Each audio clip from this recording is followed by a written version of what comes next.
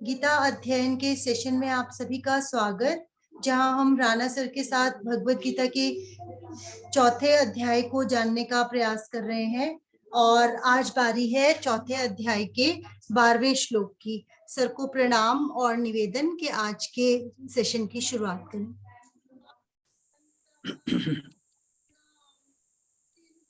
ओम वसुदेव सुतं देवं कंस चाणूरमर्दनम् देवकी परमानंदम कृष्णं वंदे जगद्गुरुम्। आज के गीता जी के सेशन में आप सभी का बहुत बहुत स्वागत और सभी को बहुत बहुत प्रणाम। हम भगवत गीता जी के चौथे अध्याय पर चिंतन कर रहे हैं और हम अब तक 11 श्लोक कर चुके हैं और जो 11वां श्लोक था उसमें भगवान जी ने कहा कि ये यथा माम प्रपद्यन्ते तांस तथैव भजाम्यहम् मम वर्तमानु वर्तन्ते मनुष्याः पार्थ सर्वशः। कि जो भक्त मुझे जिस प्रकार भजते हैं या मेरी शरण में आते हैं, मैं उन्हें उसी प्रकार भजता हूँ या उन्हें उसी प्रकार का आश्रय देता हूँ, क्योंकि सभी मनुष्य सब प्रकार से मेरे ही मार्ग का अनुसरण करते हैं। तो अब यहाँ पर एक स्वाभाविक प्रश्न है कि जब सब कुछ ईश्वर ही है, या यहाँ पर कृष्ण जी की बात हो रही है कि जब सब कुछ भगवान श्री कृष्ण ही हैं और जो कुछ भी देने वाले हैं वही हैं, तो फिर बहुत से लोग देवी देवताओं की पूजा या उपासना क्यों करते हैं?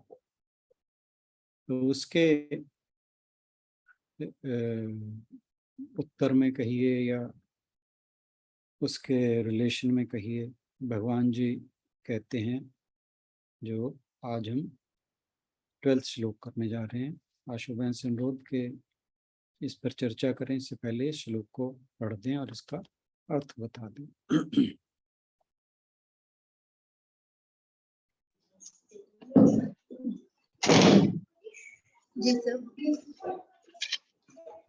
कांक्षन्तः कर्मणां सिद्धिं कांक्षन्तः कर्मणां सिद्धिं यजन्त इह देवताः यजन्त इह देवताः क्षिप्रं हि मानुषे लोके क्षिप्रं हि मानुषे लोके सिद्धिर्भवति कर्मजा सिद्धिर्भवति कर्मजा। कांक्षन्तः चाहते हुए, कर्मणाम सकाम कर्मों की, सिद्धिम सिद्धि, यजन्ते यज्ञों द्वारा पूजा करते हैं, यह इस भौतिक जगत में देवता देवतागण, क्षिप्रम तुरंत ही निश्चय ही, मानुष्य मानव समाज में, लोके इस संसार में, सिद्धि सिद्धि भवती होती है, कर्मजा सकाम कर्म से। इस संसार में मनुष्य सकाम कर्मों में सिद्धि चाहते हैं, फलस्वरूप वे देवताओं की पूजा करते हैं। निसंदेह इस संसार में मनुष्यों को सकाम कर्म का फल शीघ्र प्राप्त होता है।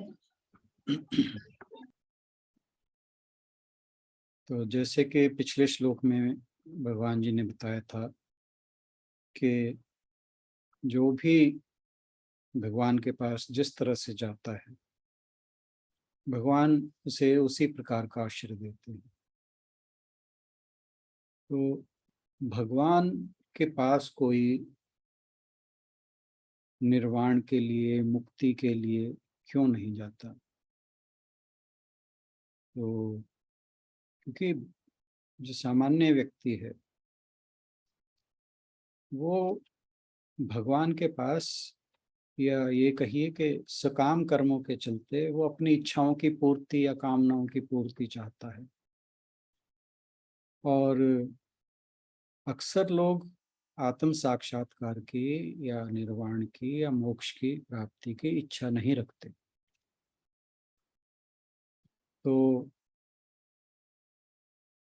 अब कामनाओं की पूर्ति अगर मनुष्य का लक्ष्य है तो उसे वो लक्ष्य, उसे लगता है जैसे हमारे वेदों के जो कर्म कांड पाठ है उसमें बताया गया है कि फलां फलां देवता की पूजा करने से फलां फलां तरह के कर्म या भीष्ट फल प्राप्त होते हैं। और इसी कारण, क्योंकि लोग ये चाहते हैं कि वे जो भी कर्म करें उनका फल उन्हें शीघ्र मिले, क्योंकि आप ये देखिए कि हम बचपन से ही हमारी शिक्षा या ट्रेनिंग इस प्रकार से होती है कि चाहे वो स्कूल हो या हमारा घर हो, हमेशा ये कहा जाता है कि तुम ये करो तो तुम्हें ये मिलेगा। माँ बाप बच्चे को पढ़ने के लिए कहते हैं तो पढ़ा कर तो बड़ा आदमी बनेगा। यानी हमारी कंडीशनिंग बचपन से ही इस प्रकार की है कि हमें कर्म इसलिए करने के लिए कहा जाता है ताकि हमें कुछ अभीष्ट फल मिले। और इस तरह से कोई नहीं हमें कहता, ना तो हमारे एजुकेशनल इंस्टीट्यूशंस में, ना ही हमारे घर में, कि आप इस तरह के कर्म करो कि आपको मोक्ष की प्राप्ति हो। ऐसा कहना शायद हमारे घरों में बड़ा, अगर कोई कहे भी तो अजीब माना जाएगा। और बहुत से जो भक्त हैं भगवान की दिन रात पूजा करते हैं, दिन में 2 टाइम मंदिर जाते हैं, गुरुद्वारे जाते हैं, मस्जिद में जाते हैं। तो अगर सपोज कीजिए कि किसी वक्त उनके सामने आके भगवान कह दे कि चलो मैं तुम्हें मोक्ष देता हूँ, तो आप सोचिए उनमें से, और उनमें हम भी शामिल हैं, कितने लोग तैयार होंगे कि जो कहेंगे कि हाँ भगवान जी हमें मोक्ष दे दीजिए। तो हर एक को कोई ना कोई काम याद आ जाएगा, मेरे तो जी बच्चों की शादी रह रही है, मेरा फलाना काम रह रहा है, मेरा बिजनेस की मीटिंग है, मेरी प्रमोशन ड्यू है, ये हो जाए उसके बाद मैं कर लूँगा या कर लूँगी। तो हर किसी के पास मोक्ष की प्राप्ति की इच्छा नहीं। तो अगर तुरंत कुछ ऐसा हो कि भगवान कहें कि भाई मैं तुम्हें मोक्ष या निर्वाण देता हूँ, तो हम में से बहुत से लोग इसके लिए तुरंत तैयार ना हो सकते। क्यों? क्योंकि हमारी कंडीशनिंग इस तरह से है। हम जितने, आशु बहन जी आप म्यूट हो कर लीजिए अपने आप को।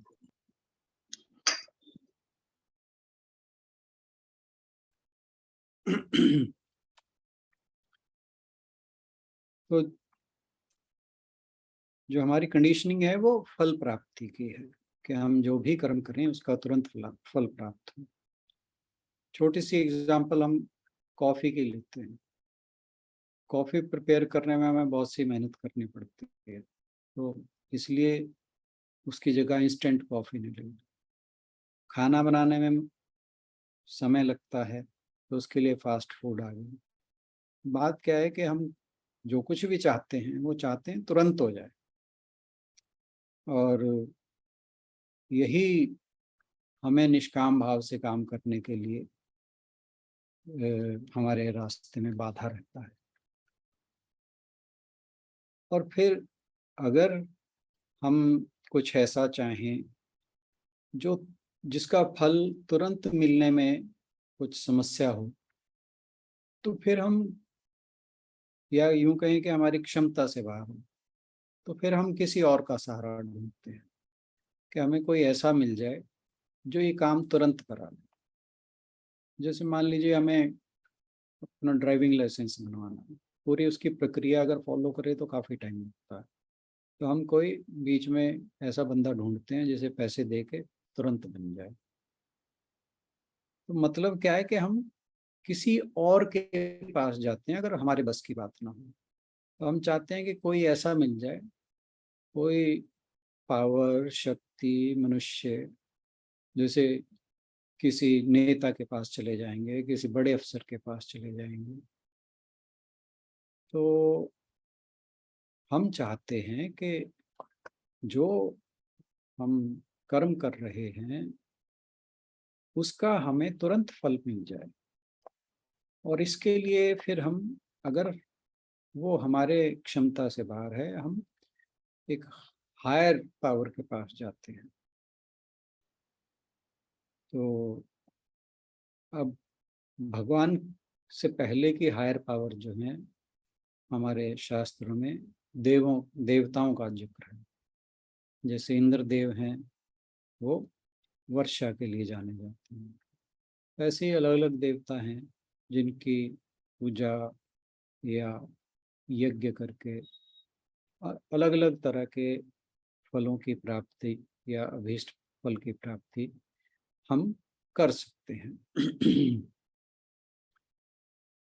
तो जो अर्जुन का प्रश्न था कि सारे लोग भगवान को ही क्यों नहीं भजते, बाकी देवताओं को क्यों भजते हैं, तो उसके लिए भगवान इस श्लोक में कहते हैं कि कांक्षांत कर्मणाम सिद्धिम यजंत ही देवता, कि इस संसार में कामना वाले प्राणी कर्म फल की इच्छा से इंद्र आदि देवताओं की पूजा करते हैं। समस्या ये है कि माया में फंसे रहने के कारण निष्काम भाव से कर्म करने वाला तो कोई बिरला ही। तो जितने भी प्राणी हैं, जितने भी लोग हैं, ज्यादातर ज्यादातर क्या, कि कुछ को छोड़कर सारे ही उस काम कर्म करने वाले हैं।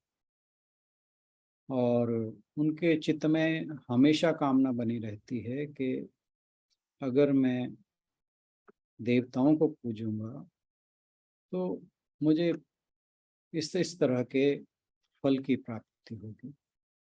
कोई जैसे पुत्री यज्ञ करता है, कोई इंद्र की पूजा वर्षा के लिए करता है, कोई कुबेर की पूजा धन की प्राप्ति के लिए करता है। तो इस तरह से अलग अलग तरह की कामनाओं के लिए अलग अलग देवताओं की लोग पूजा करते हैं। और इस कारण से, क्योंकि हम हर कर्म के जो भी इस काम इच्छाएं हैं हमारी, सकाम कर्म है, वासनाओं से या कामनाओं से युक्त कर्म है, इनसे होता क्या है कि हम फल से जब बंध जाते हैं तो फिर बार बार इस जन्म मरण के चक्कर से हमें गुजरना पड़ता है, आवागमन का चक्कर लगा रहता है और हम संसार चक्कर से छूट नहीं पाते। तो शुभ कर्म करेंगे, देवताओं को प्रसन्न करेंगे, तो हो सकता है स्वर्ग आदि की प्राप्ति हो जाए। तो स्वर्ग एक भोग स्थल है, भोग योनि है, या भोग का लोक है। तो जो जो हमारे शुभ कर्मों का फल, जिसके स्वरूप हमें स्वर्ग की प्राप्ति होती है, जैसे ही वो हमारे शुभ कर्मों का संचित फल है, वो जैसे ही पूर्ण हो जाता है, हम स्वर्ग से फिर वापस इस मृत्यु लोक को आ जाते हैं।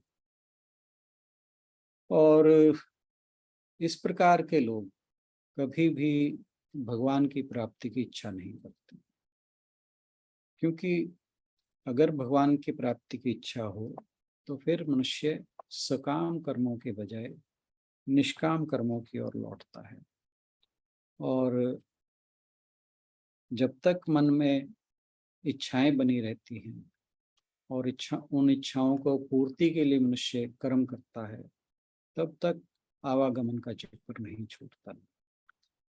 और मनुष्य यह नहीं सोचता कि जितने भी देवता हैं, ये आपको ध्यान होगा कि जब हम तीसरा चैप्टर में सृष्टि यज्ञ के बारे में पढ़ रहे थे, तो हमने एक बात जानी थी कि जब भगवान ने सृष्टि चक्र की रचना की तो उसके लिए प्रजापति को सृजन का कार्य दिया, प्रजापति ब्रह्मा जी को।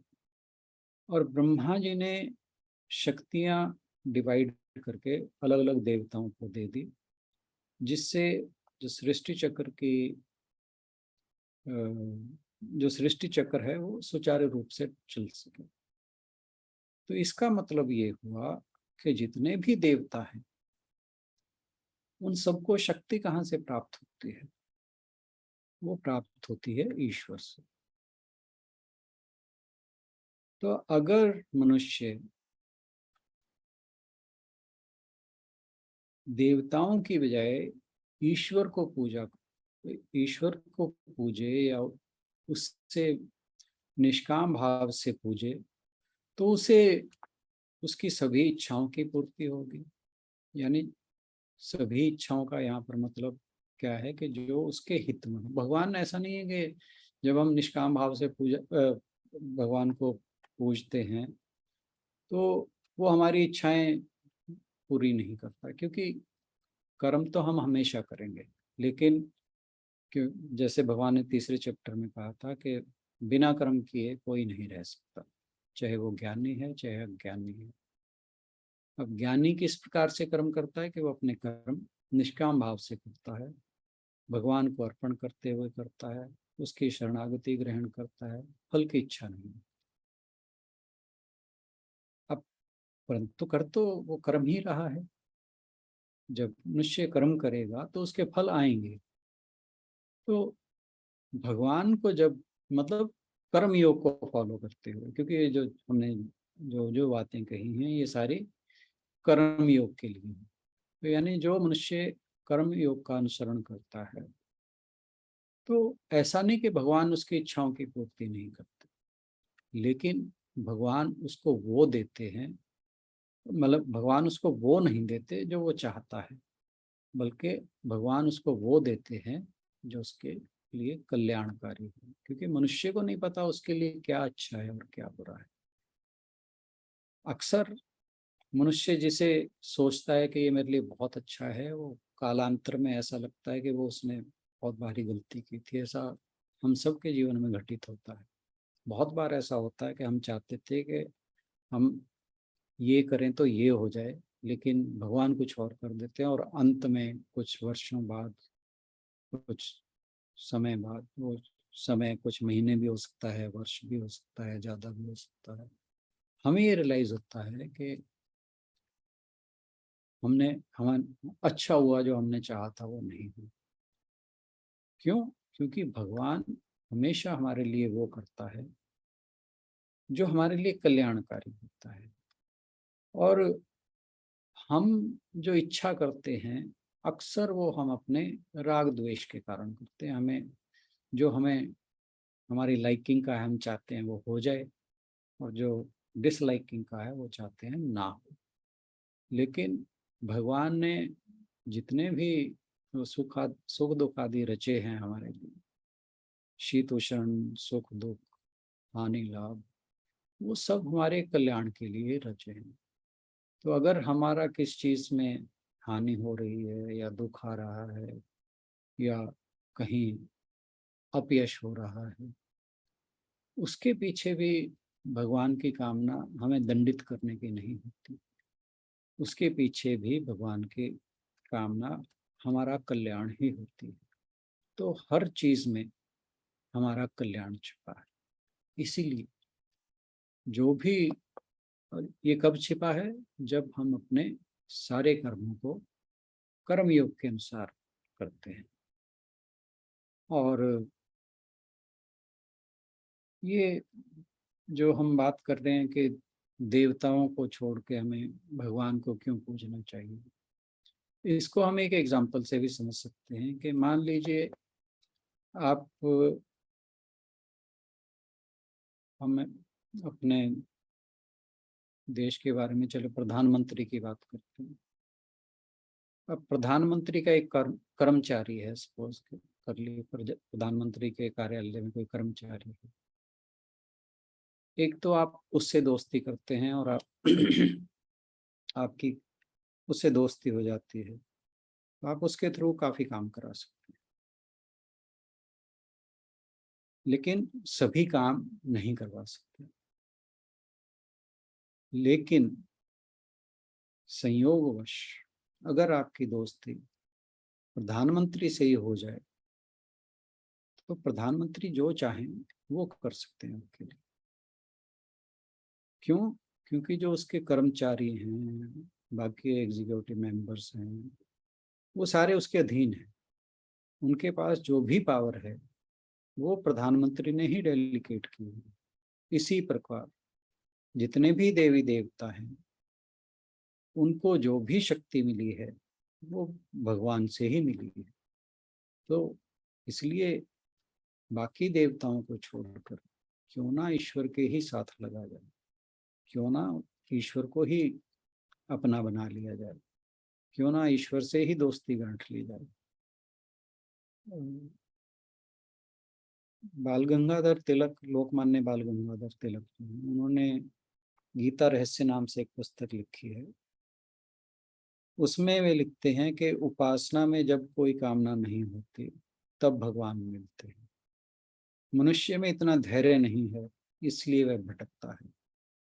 परमेश्वर की आराधना का सच्चा फल है मोक्ष, परंतु वह तभी प्राप्त होता है जब कालांतर से एवं दीर्घ और एकांत उपासना से कर्म बंधन का पूर्ण नाश हो जाता है। लेकिन इतने दूरदर्शी और दीर्घ उद्योगी, यानी लगातार काम करने वाले, कर्म में लगे रहने वाले पुरुष थोड़े ही होते हैं। तो बात वही है कि ज्यादातर लोग ये चाहते हैं कि हमारे जो कामनाएं हैं या हमारे कर्म हैं, उनके फल हमें तुरंत मिल जाए। तो अब जो यहाँ बात हो रही है वो यही है कि परम शक्ति तो परमात्मा की ही है, लेकिन अपने देहात्म भाव को उससे अपने आप को अलग किए बिना परमात्मा को प्राप्त नहीं किया जा सकता। और इस देहात्म भाव को छोड़ना इतना आसान नहीं। इसीलिए लोग देवी देवताओं के शरण में जाते हैं, क्योंकि वो देहात्म भाव से बंधे हुए हैं। उन्हें देहात्म भाव से बंधे हुए हैं, तो उसका मतलब है कि उनकी इच्छाएं कामनाएं अभी बाकी हैं। और परमात्मा जो है वो इच्छाओं से नहीं जुड़े। जिसमें इच्छाएं नहीं रही वही परमात्मा की उपासना करेगा, जिसमें इच्छाएं हैं वो देवी देवताओं की उपासना करेगा। और जब हम देवी देवताओं को अपनी इच्छा की पूर्ति के लिए पूजते हैं, तो जितनी हमारी इच्छा बलवान होती है उतनी ही जल्दी उसका देवी देवता फल देते हैं।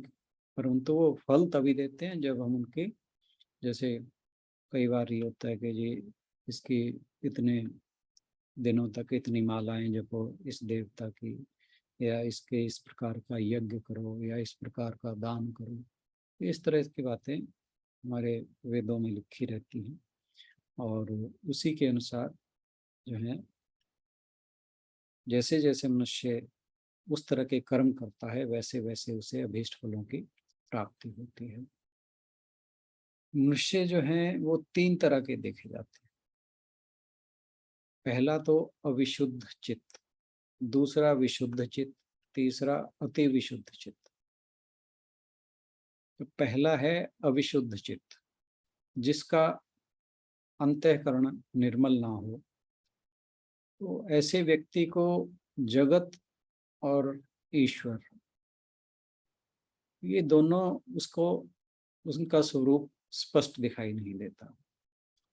और ऐसे लोगों को मोह और कामनाएं घेरे रखती हैं, और अपनी कामनाओं को पूर्ण करने के लिए वो फिर देवताओं की शरण में जाते हैं, जिससे उनके स्वार्थ की सिद्धि हो।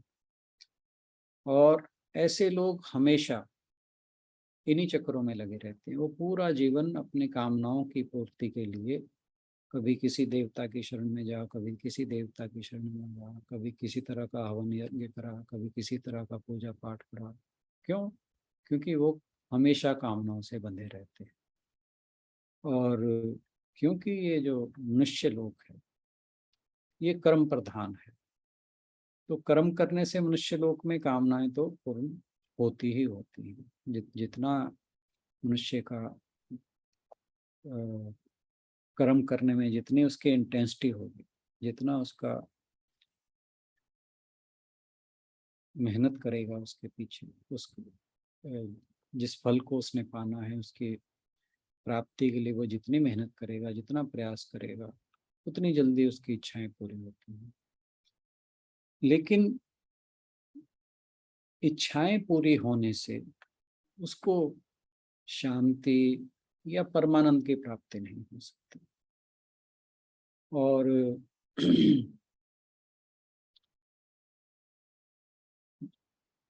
जो व्यक्ति जिसे शांति नहीं प्राप्त होती या परमानंद की प्राप्ति नहीं होती, वो हमेशा संसार में भटकता रहता है। उसका जो जीवन है वो हमेशा उतार चढ़ाव से भरा रहता है। उसके सुख दुख हमेशा बने रहते हैं। ऐसा नहीं कि जिसका मन शांत हो गया है या जिसने परमानंद को प्राप्त हो गया है, उनके जीवन में सुख दुख नहीं आते। सुख दुख आते हैं लेकिन वो उनसे परेशान नहीं होते। तो जो मनुष्य कामनाओं के पथ पर भटकता हुआ कर्मों को करता है, तो वो भगवान की ओर ना जाकर अपने स्वार्थों की पूर्ति के लिए, अपनी कामनाओं की पूर्ति के लिए ही भटकता रहता है। और ऐसे लोगों को भगवान उसके कर्मों के अनुरूप ही फल दिया करते हैं। तो ये हुई बात अविशुद्ध चित्त की। जो विशुद्ध चित्त वाले हैं उनका अंतःकरण पवित्र हो जाता है।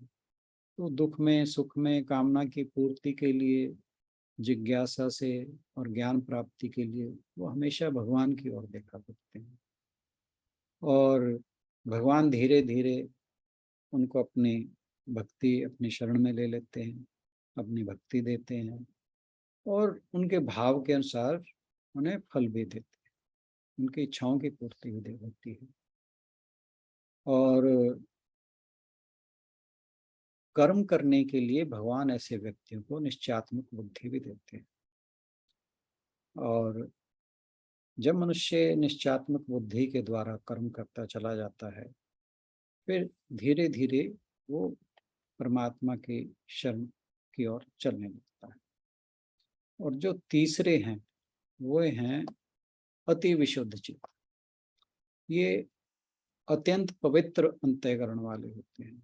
ये वो हैं जिन्हें हर जगह भगवान दिखता है, हर किसी में भगवान दिखता है, हर जड़ चेतन पदार्थ में भगवान ही दिखता है। ऐसे लोग वो हैं जो ये समझते हैं कि जो मेरे भीतर है वही सबके भीतर है। ये पूरा जगत जो है वो ईश्वरमय है। और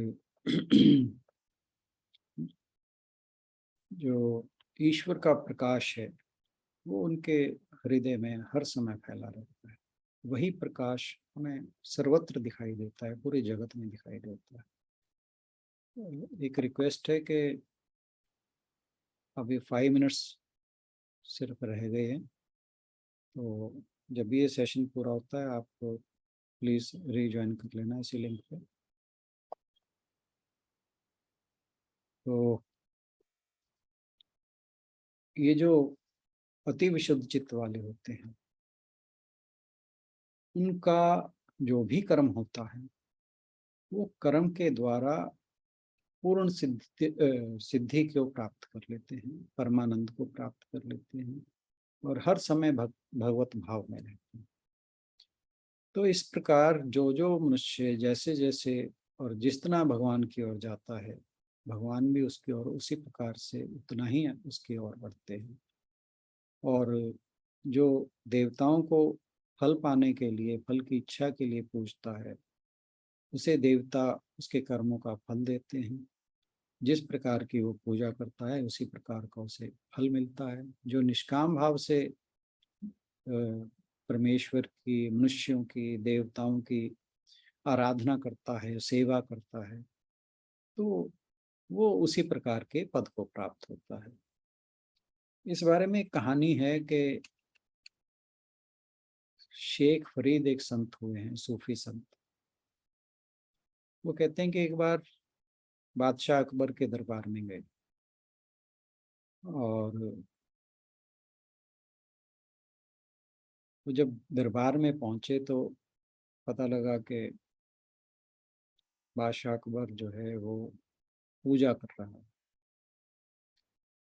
तो वो बादशाह अकबर जब प्रार्थना कर रहा था जिस कमरे में, तो शेख फरीद वहां पहुंचते हैं और जाकर जब सुनते हैं तो अकबर जो है वो अल्लाह से धन, दौलत, अपना राज्य की सुरक्षा, इस प्रकार की चीजें मांग रहा था कि मेरी सेना शक्तिशाली हो जाए, मेरी तिजोरियां धन से भर जाएं और मैं जहाँ भी युद्ध के लिए जाऊं मुझे विजय प्राप्त हो।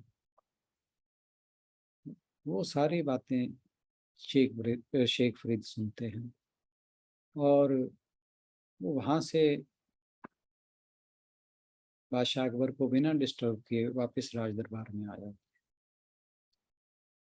अकबर जब प्रार्थना करके वापस अपने दरबार में पहुंचता है तो वहाँ वो देखता है कि शेख फरीद जी आए हुए हैं।